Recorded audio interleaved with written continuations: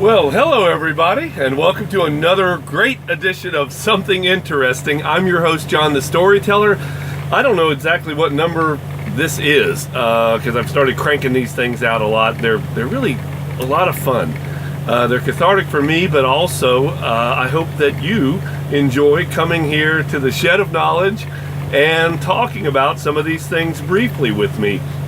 Generally, Something Interesting, we concentrate on unknown facts of history or little known facts from history or even of today, perhaps geographical anomalies and interesting things in the world today, geopolitical anomalies, which I'll be talking about, enclaves and exclaves coming up very soon. But today I'm going to set the record straight about a particular aspect of one of our most famous Americans, and I'm talking, of course, about Thomas Jefferson, our third president, one of the writers of the Declaration of Independence, just a Renaissance man of multiple talents and interests, and a founder of the United States of America. So I'm going to talk about this particular aspect, and this edition of Something Interesting is going to be a web-only version of Something Interesting, because I'm not going to post it to social media because I gave up social media for Lent, and we'll see how that goes. I love being on Facebook and seeing what everybody is up to on Facebook, but I'm not going to do that anymore for until Easter. So this will be YouTube only videos of Something Interesting. Today I'm going to set the record straight about the religious leanings of Thomas Jefferson in light of Lent. So Thomas Jefferson, there are so many ideas about his religion. He was a Christian, he wasn't a Christian, he used the Christian principles, and no, he did not. He didn't believe in that. He was a reformer, and he was, a scientist, and only wanted, logical things. I'm gonna. At the end of the Something Interesting, you will know the way that Thomas Jefferson felt about his relationship to God and Jesus and all those other things. So I'm gonna start off by saying something a little controversial. And that is that Thomas Jefferson was not a Christian. Thomas Jefferson was not a Christian in the traditional sense that we think of it. The Christian ideology is that God is omnipresent, God is the creator, and that that he is currently involved in everything that's going on in our lives, whether it's problems that we're having, whether it is politics, he has his hand firmly on the wheel of the machinations of the world. Thomas Jefferson didn't necessarily believe that. Thomas Jefferson did believe in God, but Thomas Jefferson was more closely associated with what you might call a deist. And the idea behind a deist is that there is a God. The God is the creator. He created all of us and all of our planets, but he is no longer actively involved in every aspect of what's going on in the world. So the analogy that is usually used is the watchmaker's analogy. God is the watchmaker. He created the watch, and he set it on a shelf, and it is running as he planned it out to run, but he is not necessarily paying attention to it and watching it. That was Thomas Jefferson's view. So that's kind of what a deist is. Now, does that mean that Thomas Jefferson did not believe or did not subscribe to the teachings of Jesus? Absolutely not. Thomas Jefferson was really into the teachings of Jesus. In fact, so much to the point that it occupied a massive amount of his time, and indeed his writings. And not just his writings, but one of the things that Thomas Jefferson did was he would make New Testament versions that he felt were more accurate, more reflected more of the logic and science part of religion rather than concentrating on the miracles.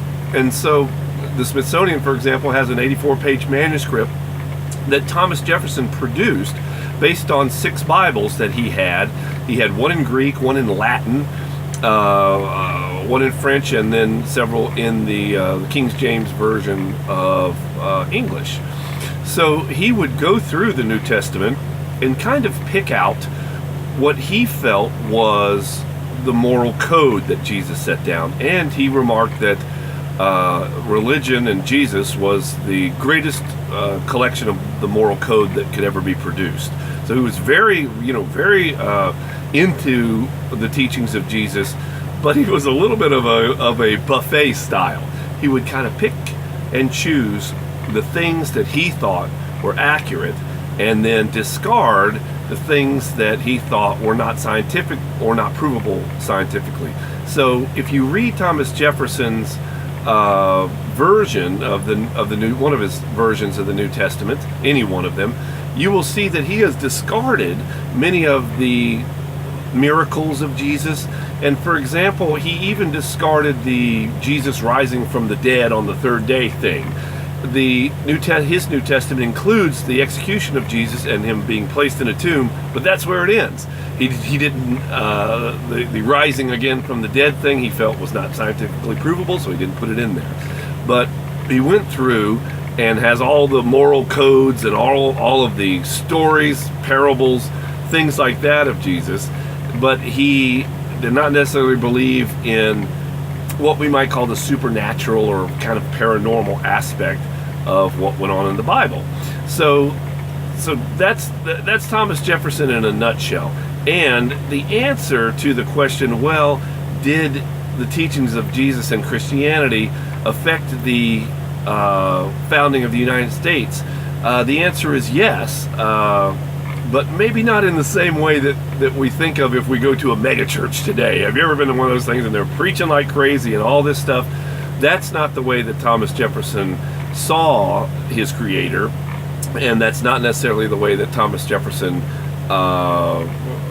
felt was what was going on. And what he would do to create these Bibles is he would take a penknife, cut out the pieces that were relevant to him, and he would have a Greek and a Latin part and on one side, and then a French and English translation on the other side, so that you could read this, whatever language you would prefer. You could read the things that he thought were important to him. So anyway, that is Jefferson in a nutshell. The name of his Bible was The Life and Morals of Jesus of Nazareth. So Thomas Jefferson, not necessarily the beginnings that we kind of all ascribe to him, and also not necessarily the lack of religion that others might describe to him. Now, of course, his opponents in the 1800 election described him as a howling atheist. Not true at all. So that just goes to show you that you cannot trust a thing you hear during the election. And that's coming straight from John the Storyteller on Something Interesting. Thank you for joining me, and I'll be coming up soon. I've got enclaves and exclaves that I'm working on. Also, the history of vending machines is coming up. It's going to be the history of soda, which is my longest video, has spawned so many things, and I guess because it's so immediately relevant to people today, that I mean, there's glass making that I want to talk about. Prince Rupert's drops. I want to talk in glass making. I want to talk about the history of vending machines, which I only touched on in the history of soda vending machines going back to the 20s, when a cup would fall down and the soda would be poured into the cup. And they've advanced obviously tremendously since there. In a previous video I mentioned automats. I think I'm going to put vending machines and automats together in an upcoming episode. But thank you so much for your patience, and as these things come out, I know they don't come out regularly, but I try and keep them coming out as much as I can. So if you ever feel like joining me in the shed of knowledge, look up an old one or hang on, and there will be a new one coming up. Thanks for tuning in.